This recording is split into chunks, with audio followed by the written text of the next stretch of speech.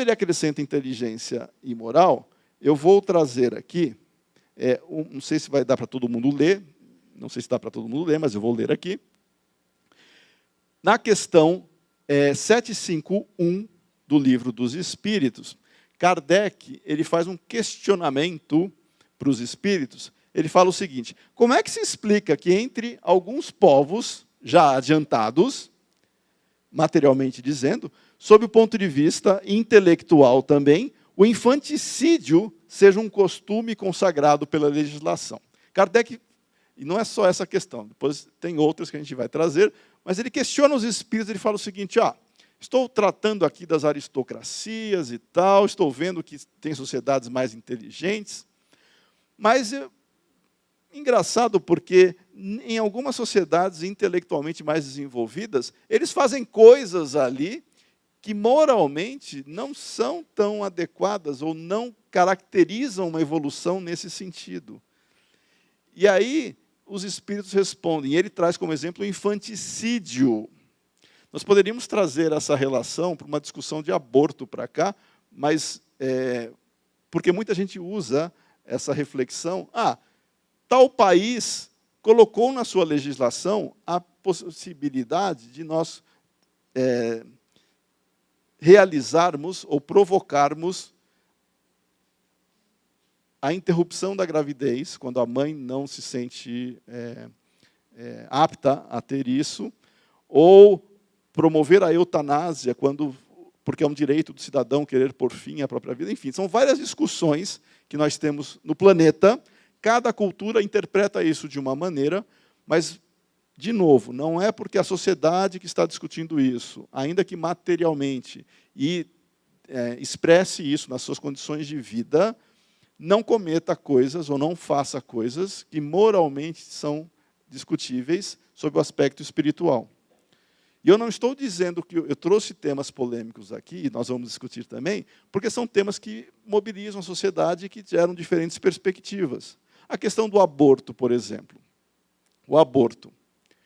O aborto, sob a perspectiva espiritual, todo tipo de aborto é condenado? Não. Quando a mãe corre risco de morrer, opta-se, prefere-se manter a vida da mãe e sacrificar aquele que ainda está por completar a sua reencarnação.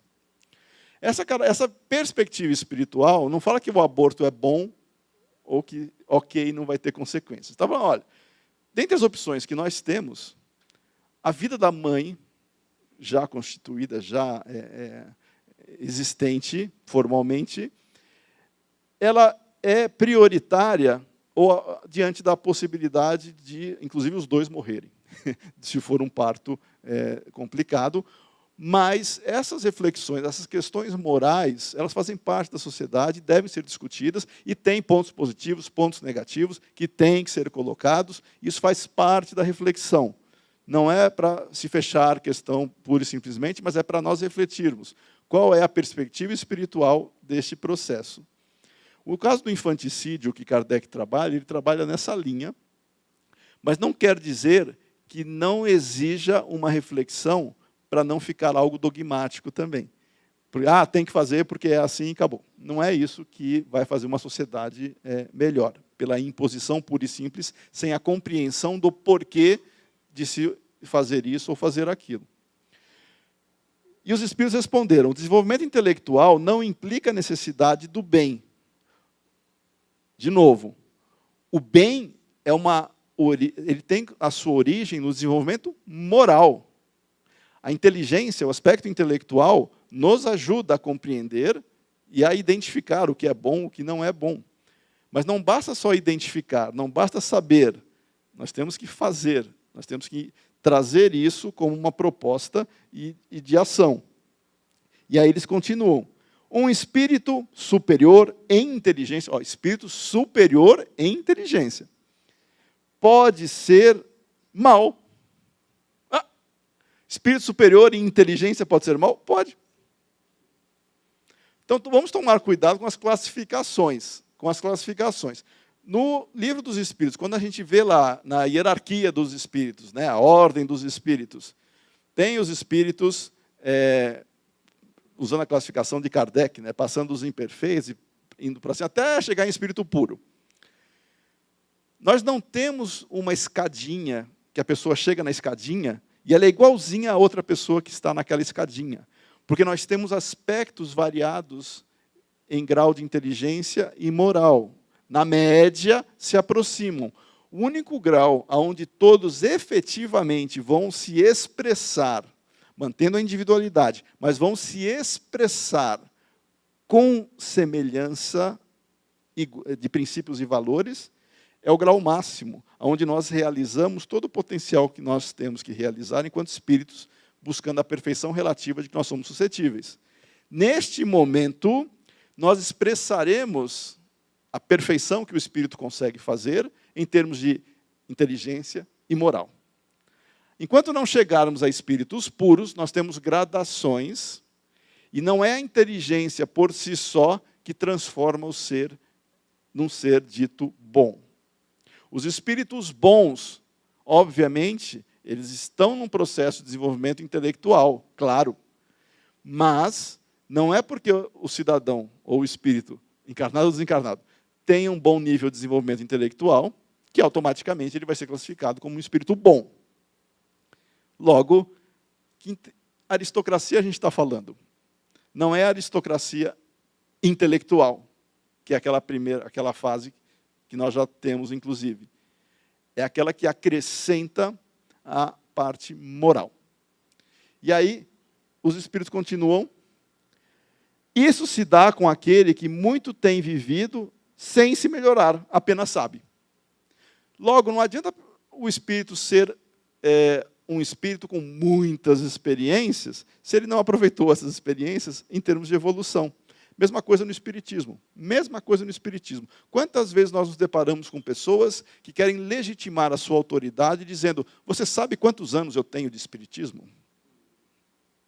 E alguns já apelam: eu nasci em berço espírita, como se isso fosse um atestado de moralidade. Não é? A aristocracia do nascimento, exatamente. Exatamente.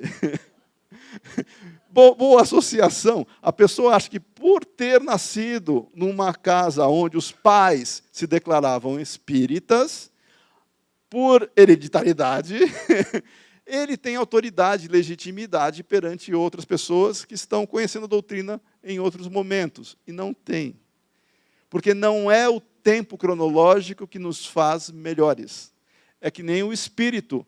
Não é a quantidade de encarnações que ele tenha vivenciado que vai fazer com que ele, efetivamente, já se apresente como um espírito superior, moralmente dizendo.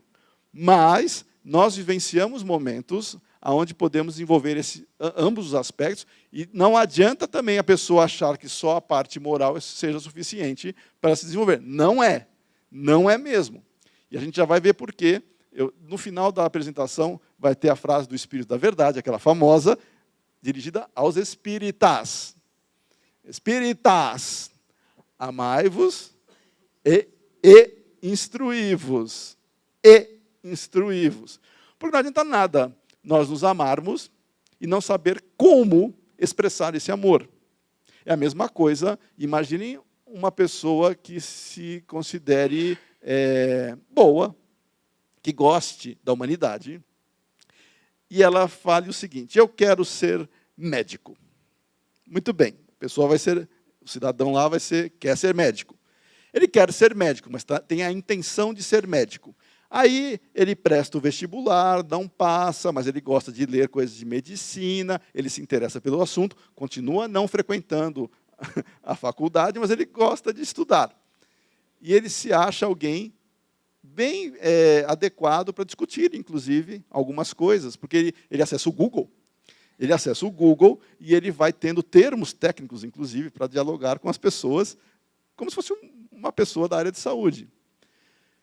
E tem uma outra pessoa que, efetivamente, estudou, se formou, tem habilidade no que ele faz, só que essa pessoa não gosta tanto da humanidade, mas ele sabe o que ele faz muito bem.